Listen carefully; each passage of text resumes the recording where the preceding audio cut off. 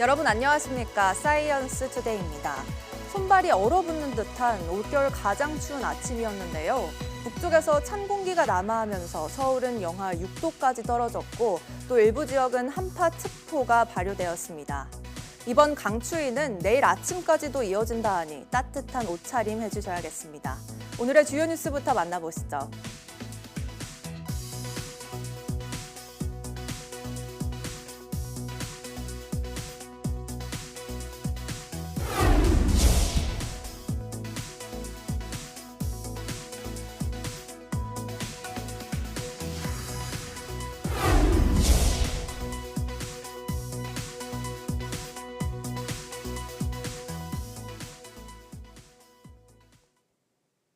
오늘 아침 기온이 영하 10도 안팎까지 크게 떨어지며 이번 겨울 들어 가장 추운 날씨가 찾아왔습니다. 한파특보가 내려진 경기와 강원 일부 지역은 체감 온도가 영하 20도까지 떨어졌고 서해안과 동해안에는 다소 많은 눈이 내려 쌓이겠습니다. 정혜윤 기자의 보도입니다. 날씨가 점점 추워지고 있습니다. 우리나라 북서쪽 상공에서 영하 30도 이하의 찬 공기가 내려오고 있기 때문인데 밤사이 제주도를 제외한 전국이 영하권 찬바람의 영향권에 듭니다. 찬 대륙고기압이 확장하면서 북서풍이 강하게 불어 18일인 수요일부터 19일 목요일까지 내륙을 중심으로 아침 기온이 영하 10도 내외로 떨어지겠고 체감 온도는 더욱 낮아 춥겠습니다. 특히 경기 북동부와 강원 내륙, 산간에 한파주의보가 내려졌습니다. 기상청은 특보 지역인 파주와 동두천 등 경기 6개 지역과 평창, 철원, 홍천 등 강원도에 앞으로 이틀 이상 영하 12도 이하의 매서운 한파가 기승을 부릴 것으로 예상했습니다. 파주 등 일부 지역은 체감 온도가 영하 20도에 육박할 것으로 보입니다. 서울은 한파특보가 내려지지는 않았지만 밤사이 기온이 영하 6도까지 떨어지고 체감 온도 영하 10도를 기록하며 이번 겨울 들어 가장 추운 날씨가 찾아오겠습니다. 이와 함께 서해안에는 수요일까지, 동해안에는 수요일과 목요일 사이 10cm 안팎의 대설이 예고됐습니다. 이번 한파는 성탄절이 있는 다음 주까지 일주일가량 길게 이어지겠고 절기 동지인 주말에는 서울 등 중부 내륙에 눈이 내릴 전망입니다. YTN 정혜윤입니다. 열대성 폭풍인 사이클론 치도 때문에 모잠비크에서 최소 34명이 숨졌다고 현지 재난당국이 현지 시간 17일 밝혔습니다. AFP 통신 등에 따르면 지난 15일 최고 시속 260km의 돌풍과 함께 24시간 동안 약 250mm의 폭우를 동반한 치도가 모잠비크 북부 카부 델가드주에 상륙했습니다. 모잠비크 국립재난관리청은 사이클론인 치도로 카부 델가드주에서 28명이 숨지고 남플라주에서 3명, 서북부 내륙 니아사주에서 3명이 숨졌다고 밝혔습니다. 모잠비크 서북쪽의 내륙국 말라위로 이동한 치도는 짐바브웨 근처에서 소멸할 것으로 예상된다고 AFP 통신은 덧붙였습니다. 앞서 치도는 지난 14일 아프리카 동쪽 인도양 코모로 제도의 프랑스령 마요트 섬을 강타해 22명이 숨지고 1,400명이 다친 것으로 집계됐습니다. 수색 구조가 계속되면서 마요트 섬 사망자는 수백 명으로 늘어날 수도 있을 전망입니다. 남태평양의 작은 섬나라인 바누아투에서 규모 7.4의 강진이 발생했습니다. 최소 14명이 숨진 것으로 확인된 가운데 피해 집계가 본격화되면 사상자가 크게 늘어날 것으로 우려됩니다. 신웅진 기자의 보도입니다. 차고에 있는 자동차들이 장난감처럼 흔들리고 이에 놀란 남성이 황급히 몸을 피합니다. 약국 물건들이 바닥에 나뒹구는 등 재난의 순간이 여기저기서 포착됐습니다. 강진은 현지 시각 17일 오후 1시쯤 남태평양 섬나라 바누아투의 수도 포트빌라에서 30km 떨어진 곳에서 발생했습니다. 지진 규모는 관측 기관에 따라 차이가 있는데 7.3에서 7.4로 파악됐습니다. I saw for myself a mass casualty treatment center being set up outside the emergency ward of the hospital. I saw multiple people with serious injuries there, some of them screaming in pain. 도로가 갈라지고 곳곳에서 건물이 무너졌으며 산사태가 나는 등 나라 전체가 심각한 타격을 입었습니다. 80개의 섬으로 이루어진 바누아투의 인구는 약 33만 명인데 유엔은 이번 지진으로 11만 6천 명이 피해를 본 것으로 추산했습니다. 대형 재난에 적십자사와 이웃 호주 등 국제사회는 곧바로 지원을 선언했습니다. We will provide whatever assistance is required. I say to the people of Vanuatu, you are family and Australia is here to help. 최초 지진 이후 거의 같은 지점에서 규모 5.5의 여진 등이 수차례 이어지면서 주민들은 불안에 떨고 있습니다. 바누아투의 우리 교민은 2019년 기준 65명으로 한국인 관련 피해 상황은 보고되지 않았습니다. YTN 신홍진입니다. 정기 검사를 마친 고리 사오기의 재가동이 허용됐습니다. 원자력안전위원회는 지난 10월 24일부터 정기 검사를 한 부산 기장군 고리 사오기 원전이 총 94개 항목 중 임계 전까지 수행해야 할 84개 항목에 대한 검사에서 안전성을 확인해 재가동을 허용했다고 밝혔습니다. 원안위는 이번 정기 검사에서 1차 기기 냉각수 열 교환기 등 안전 관련 설비의 건정성을 확인했으며 보조급수 개통, 역지 밸브 교체 등 설비 보수가 기술 기준에 따라 적합하게 수행됐음을 확인했다고 설명했습니다. 또 앞으로 출력 상승 시험 등 10개 후속 검사를 통해 안전성을 살펴볼 예정입니다.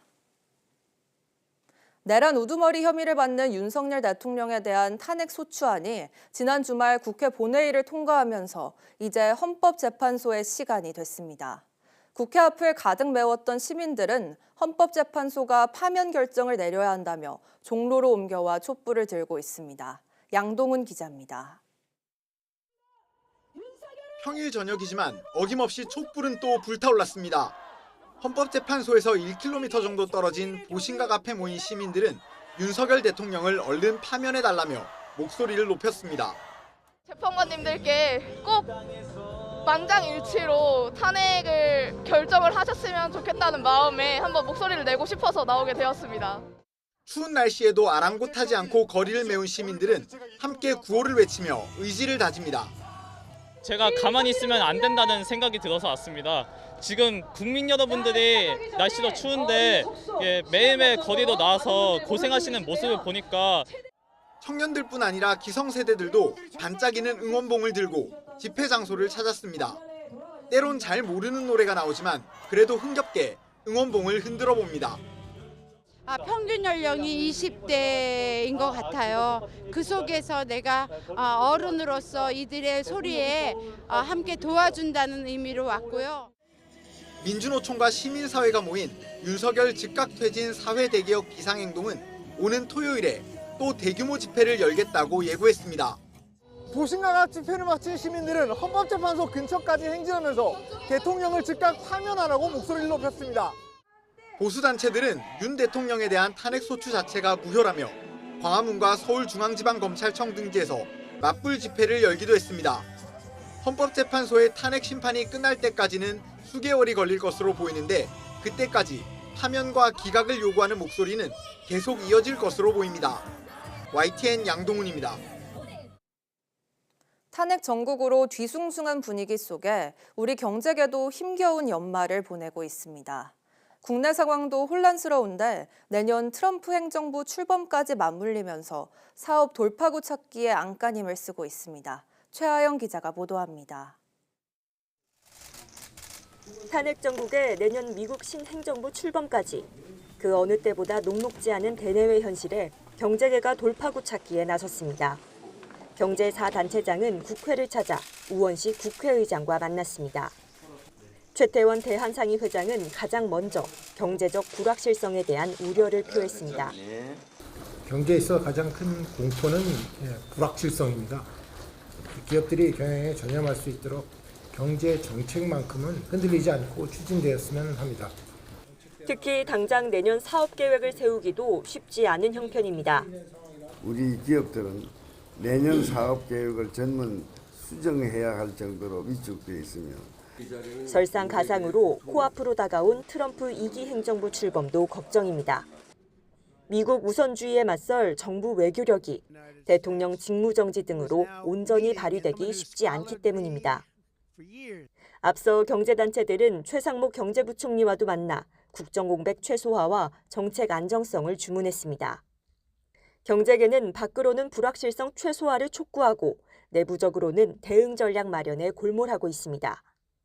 삼성전자는 한종희 전영현 부회장을 중심으로 글로벌 전략회의를 열었고 LG그룹은 구광모 회장 주재로 사장단 협의회에서 내년 경영과제를 논의했습니다. 안정된 비즈니스를 하기 쉽지는 않을 거라고 예상이 되고요. 기업들이 중요한 의사결정을 지금 당장 내리기가 쉽지 않을 거라고. 탄핵과 트럼프라는 이중고 속에 기업들은 그 어느 때보다 혹독한 연말을 보내고 있습니다. YTN 최하영입니다. 취임을 한 달여 앞둔 트럼프 미국 대통령 당선인이 북한뿐 아니라 중국, 일본과도 정상회교에 나설 채비를 하고 있지만 한국은 언급하지 않고 있습니다. 한덕수 대통령 권한 대행과의 양자회담 가능성은 낮다는 분석도 나와 탄핵 정국에 따른 한국 패싱 우려가 커지고 있습니다. 워싱턴 홍상희 특파원입니다. 70분 동안 진행된 대선 이후 첫 기자회견에서 트럼프 당선인은 세계의 모든 문제를 함께 해결하자며 시진핑 중국 국가주석을 언급했습니다. 일본 이시바 시게루 총리와는 취임 전 정상회담 가능성까지 내비쳤습니다. I'd love to see the Prime Minister, and we will do that. Happen before the inauguration day? It could, if they'd like to do that, I would do that. Yeah. 우크라이나 전쟁 종식 구상과 함께 김정은 북한 국무위원장까지 언급했지만 동맹국인 한국과 관련된 말은 전혀 없었습니다. I think that was a bad thing, and that brought the Koreans in, North Korea. Another man I get along with very well. I'm the only one that does. 기자회견이 끝난 뒤 트럼프 당선인은 대중강경파인 조지 글래스 전 포르투갈 대사를 일본 주재 미 대사로 지명했습니다. 트럼프 당선인은 자신의 오랜 후원자인 글래스 전 대사에 대해 미국을 항상 최우선에 놓을 것이라며 신뢰를 보냈습니다. 앞서 지난 5일에는 데이비 퍼듀 전 연방 상원의원을 중국 주재 대사로 지명했지만 주한 미 대사는 후보조차 거론되지 않고 있습니다. 탄핵 정국에 따른 리더십 공백으로 트럼프 당선인과의 정상회교는 물론 2기 행정부 핵심 인사들과의 관계도 제대로 구축하지 못하고 있다는 분석이 나옵니다. 특히 트럼프 당선인이 김정은 국무위원장과의 친분을 잇따라 강조하고 있어 북미 정상회담 등 접촉에서 한국이 소외될 가능성도 제기됩니다. 트럼프 당선인의 취임이 한 달여 앞으로 다가온 가운데 미국의 한국 패싱 우려가 커지면서 정부는 한덕수 권한대행의 방미를 검토하고 있습니다. 하지만 한국 대통령 권한대행 체제에서 다자회의 계기가 아닐 경우 한국이나 미국에서 양자회담이 열리기는 어려울 것이라는 전망도 나오고 있습니다. 워싱턴에서 YTN 홍상입니다.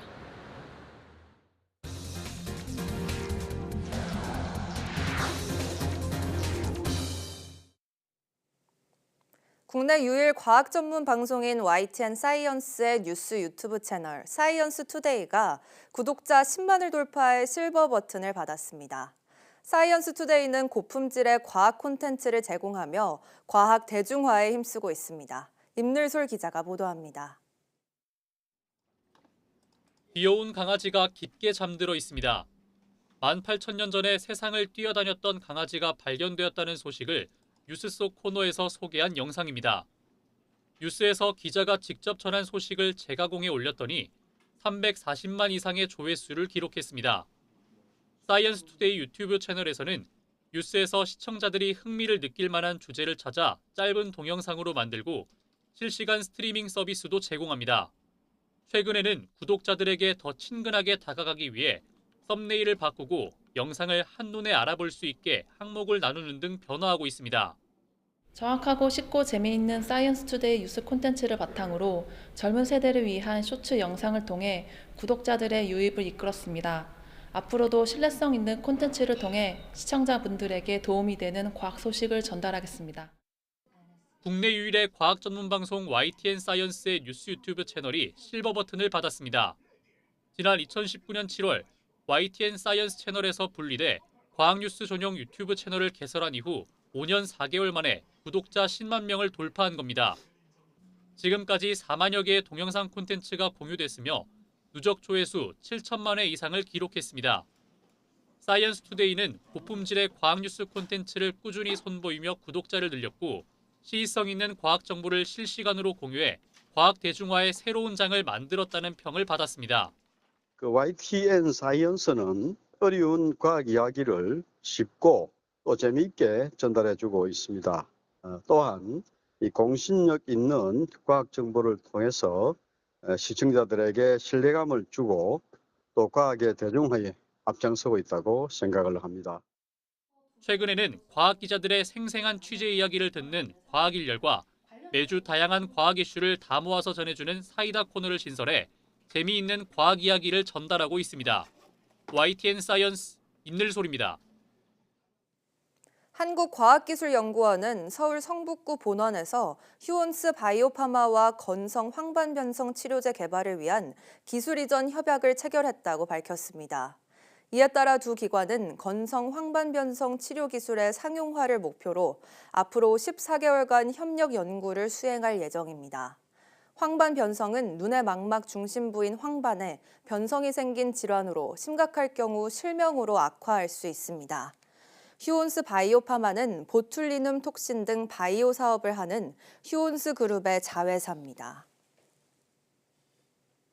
내년부터 육아휴직 급여가 인상되고 중소기업에 주는 대체인력 지원금도 상향됩니다. 이일 가정 양립을 위해 정부 지원을 확대하는 내용의 법률 개정안이 대행체제 첫 국무회의에서 의결됐습니다. 이문석 기자입니다. 육아휴직 급여가 12개월 기준 최대 28% 오릅니다. 첫 석 달간 월 최대 150만 원에서 250만 원까지로 인상되고 다음 석 달은 200만 원, 나머지 6달은 최대 160만 원을 받습니다. 1년 육아휴직 급여를 합하면 최대 510만 원 증가해 2,310만 원. 생후 18개월 이내 아이 부모가 함께 사용할 경우 부부 합산 최대 5,920만 원이 지원됩니다. 한부모 가정 육아휴직 급여도 첫 석 달간 300만 원으로 상향됐습니다. 육아휴직 급여 25%에 대한 사후 지급도 사라져서 앞으로는 휴직 기간에 모두 받습니다. 정부는 권한대행체제 첫 국무회의에서 이 같은 내용의 일가정 양립을 위한 고용보험법 시행령 개정안을 심의해 의결했습니다. 중소기업 지원도 늘립니다. 출산휴가, 육아기 근로단축 시 대체인력 지원금을 월 120만 원으로 확대하고 동료 업무 분담 지원금과 함께 지원 대상에 육아휴직을 포함했습니다. 더불어 육아휴직 신청에 대해 사업주가 14일 안에 서면으로 허용 의사를 표시하지 않더라도 근로자는 육아휴직을 사용할 수 있게 됩니다. YTN 이문석입니다. 메일우유 오리지널 멸균 200ml 일부 제품에 세척수가 들어간 사고는 작업자의 실수 때문으로 보인다는 조사 결과가 나왔습니다. 식품의약품안전처는 광주광역시와 함께 메일유업 광주 공장을 찾아 세척수 혼입 원인을 조사하고 제품 수거와 검사 등을 진행했습니다. 문제 제품 생산 이력을 전수조사한 결과 지난 9월 19일 멸균기 밸브가 1초가량 열리며 세척수가 최대 50여 개 제품에 혼입된 것으로 파악됐습니다. 식약처는 멸균기 내부 세척 작업 도중 작업자의 실수로 밸브가 열리면서 세척수가 유입된 것으로 보인다고 설명했습니다. 같은 생산 설비에서 만들어진 다른 일자 제품은 문제가 없는 것으로 확인됐습니다. 식약처는 비의도적인 밸브 조작을 막을 방안을 마련하도록 하고 제조관리 운영 계획을 다시 수립하라고 지시했습니다. 또 관할 관청에 축산물 위생관리법 위반 사항에 대해 행정처분을 하도록 요청했는데 이는 영업정지 1개월 등에 해당하는 조치입니다. 경찰이 심정지 상태로 의식을 잃고 쓰러져 있던 택시 승객을 심폐소생술로 살려낸 사실이 뒤늦게 알려졌습니다. 충남 천안동 남경찰서는 지난달 30일 오전 11시쯤 문성 파출소를 찾은 택시에서 심정지 상태로 의식을 잃고 쓰러진 50대 남성 A씨를 이영남 경위와 이윤재 순경이 심폐소생술로 구조했다고 밝혔습니다. 택시기사는 차에 탄 승객이 의식을 잃고 쓰러지자 술에 취해 잠이 든 것으로 오인해 파출소를 찾은 것으로 전해졌습니다. A씨는 병원으로 후송돼 맥박과 호흡을 되찾았고 현재 일반 병실에서 회복 중인 것으로 알려졌습니다. 빨간 우체통, 요즘 찾아보기 힘들죠. 통신이 보급된 90년대부터 빠르게 사라져 이제는 전국에 8,000개 정도만 남았는데요. 우체통이 40년 만에 완전히 새로운 모습으로 변신합니다. 장하영 기자입니다. 컴퓨터도 전화도 없던 시절, 소식을 전할 유일한 수단이었던 우체통. 1993년 전국에 5만 7천 개가 넘었지만 지금은 8천여 개만 남아 있습니다.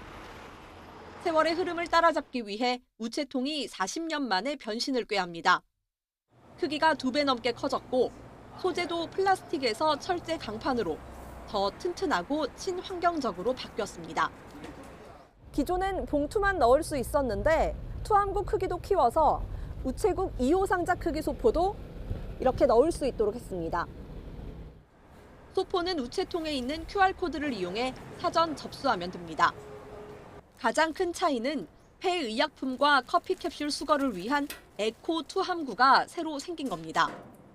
물약은 셀 우려가 있어서 안 되고 가루나 알약만 봉투로 밀봉해 넣으면 됩니다. 커피 캡슐은 커피 찌꺼기를 따로 버린 뒤 알루미늄 캡슐만 봉투에 담아 넣습니다. 투함구가 6배 넘게 커지고 용도도 다양해지면서 걱정되는 부분도 있습니다. 쓰레기 등의 투함이 늘어나지 않을까 염려되는 부분은 있습니다. 담배꽁초 등 오물 투기로 인해 우편물이 훼손될 경우 벌금 등이 부과될 수 있는 점을 유의하시어 우정사업본부는 서울 종로와 강남 90여 곳을 시작으로 새 우체통을 내년까지 1000여 곳에 확대 설치할 계획입니다. YTN 장하영입니다. 한국과 프랑스를 대표하는 현대미술 작가들이 전남 광양에서 전시회를 열고 있습니다. 동서양 고전 회화와 자연의 디지털 기술을 접목한 새로운 미디어 아트 작품이 눈길을 끌고 있습니다. 오선열 기자입니다. 자연을 담은 전통 산수화에서 시원한 물이 콸콸 쏟아집니다. 사라져가는 옛 자연은 사방을 둘러싸는 미디어 아트로 재탄생했습니다.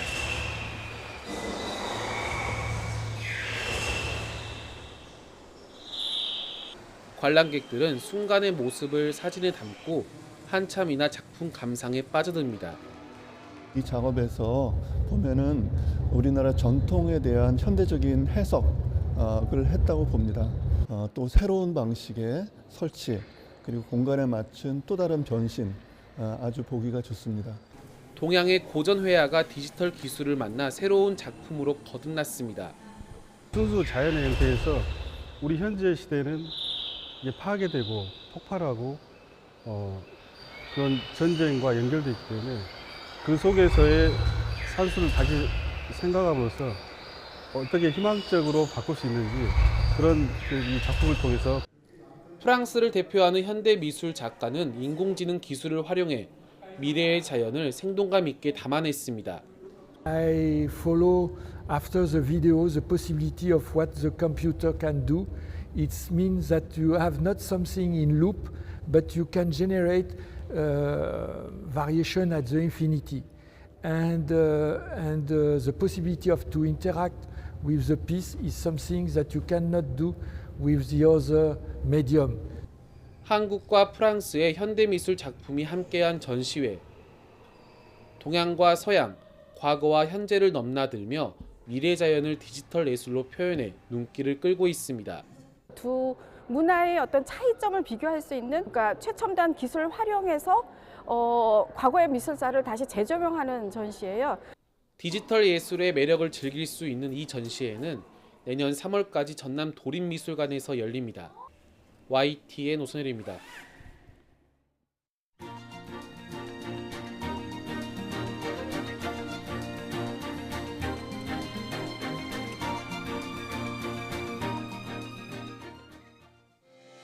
(12월 18일) 오전 사이언스 투데이 마칩니다. 오후 뉴스도 많은 시청 바랍니다. 시청해주신 여러분 고맙습니다.